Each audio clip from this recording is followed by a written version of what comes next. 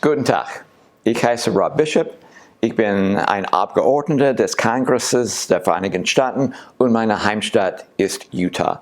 Ich bin dankbar für die Möglichkeit, mit Ihnen zu sprechen, auch wenn es ist nur durch diese Art und Weise, diese Medium-Videos. Zuerst muss ich um Ihre Entschuldigung und Geduld bitten. Es ist eine lange Zeit, seitdem ich in Deutschland gewohnt habe, fast 40 Jahre. Damals hatte ich kein gutes Deutsch. In der Zwischenzeit habe ich schon vieles verlernt. So, Geduld bitte, ich versuche. Ich hoffe, dass Sie eine sehr angenehme und produktive und erfolgreiche Konferenz haben. Ihre Arbeit, meiner Meinung nach, ist sehr wichtig. So, vielen Dank für was Sie machen.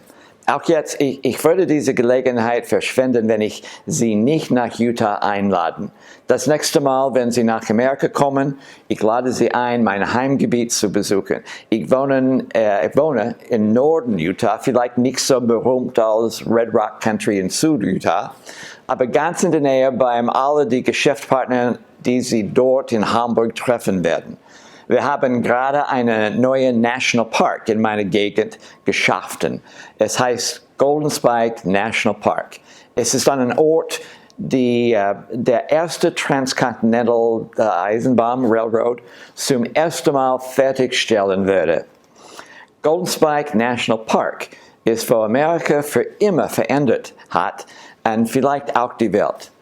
Ich glaube, dass hier war der erste Schritt, der am wichtigsten Schritt, vielleicht wesentlichen Schritt, um die Technologie und den Transport der Zukunft zu entwickeln.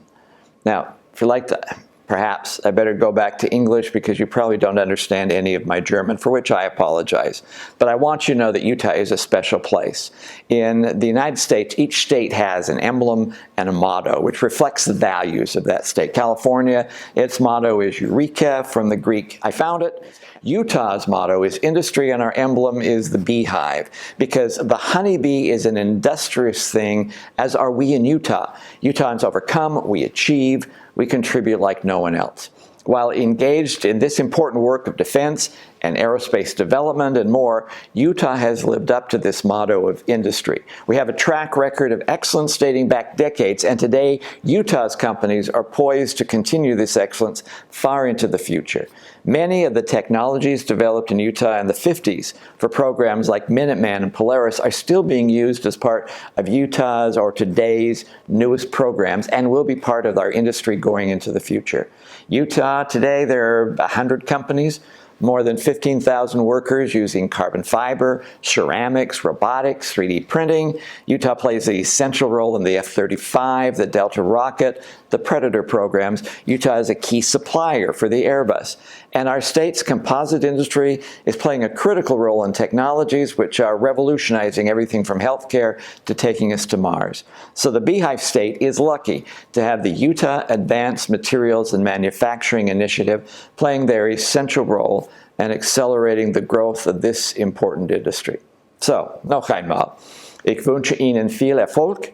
Ihre Arbeit, Ihr Beruf wird die Welt besser machen und gibt uns eine bessere Sicherheit. Ich bin dankbar, dass Sie mir erlaubt haben, an dieser Konferenz ein kleiner Teil davon zu sein. So, alles Gutes. Und ich habe Ihnen gesagt, ich habe kein gutes Deutsch.